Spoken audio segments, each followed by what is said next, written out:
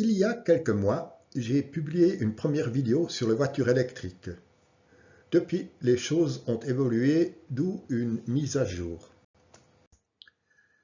Les transports représentent environ un tiers de la consommation d'énergie totale, dont environ 75% pour le transport routier qui utilise presque exclusivement des combustibles fossiles. Ergo, la transition énergétique nécessite l'électrification du transport routier. Comparons un véhicule électrique à un véhicule à combustion. En ce qui concerne le moteur et la transmission, l'avantage va au véhicule électrique. Mais le stockage d'énergie est beaucoup plus compliqué et plus cher dans les véhicules électriques. Le reste est à peu près pareil. Les moteurs électriques sont plus simples, plus légers et moins chers. À gauche, un moteur diesel avec 1300 pièces en mouvement pesant environ 150 kg. Et à droite, un moteur électrique comparable avec seulement 40 pièces en mouvement pesant 40 kg. Les voitures électriques doivent surmonter 3 obstacles. Le prix qui doit baisser, l'autonomie qui doit augmenter et le temps de recharge à raccourcir. Des progrès ont été réalisés dans tous ces domaines.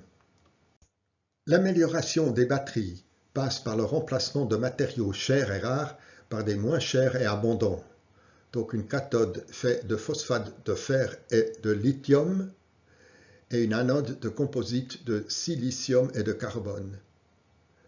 L'emballage de sous-unités pour constituer une batterie entière pour un véhicule électrique a été optimisé. Résultat, meilleure autonomie et recharge plus rapide. Selon certaines sources, déjà maintenant en Chine, il y a des voitures électriques qui atteignent 1000 km d'autonomie et une charge de 1 km par seconde. Une pause pipi de 5 minutes correspondrait donc à environ 300 km chargés. Pourtant, malgré ces améliorations techniques, les prix ne cessent de baisser. En 2024, un kWh ne coûtait qu'un dixième du prix de 2013. La baisse des prix a été particulièrement importante entre 2023 et 2024. Cela se répercute désormais sur le prix des voitures.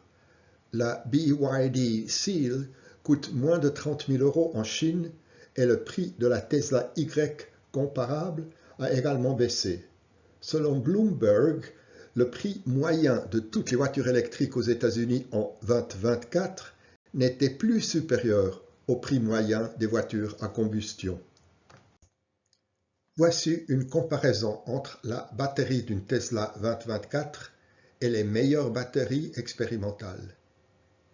Les batteries expérimentales atteignent une densité énergétique 4 fois plus élevée et une charge 3 fois plus rapide. Une telle batterie donnerait une autonomie de plus de 2000 km. Une autre solution consisterait à diviser la batterie en 4 afin d'alléger la voiture de plus de 300 kg tout en conservant une autonomie de 600 km. Sur le plus grand marché automobile du monde, la Chine, les immatriculations des voitures électriques et hybrides ont dépassé les voitures à combustion depuis juillet 2024. En Europe et en Allemagne en particulier, cette évolution a déclenché une alarme. Selon certains calculs, le passage aux voitures électriques met en danger 150 000 emplois en Allemagne et même 4 fois plus si BMW, Volkswagen et Mercedes, etc. ne parviennent pas à rester compétitifs dans le domaine des voitures électriques. En conclusion, le progrès technique rapide favorise le remplacement des véhicules à combustion par des véhicules électriques. C'est bon pour le climat, mais c'est difficile pour l'industrie automobile européenne. Vous trouverez les sources utilisées dans la description de la vidéo ci-dessous. Envoyez-moi vos commentaires et corrections s'il vous plaît. Je vous remercie de votre intérêt et à bientôt.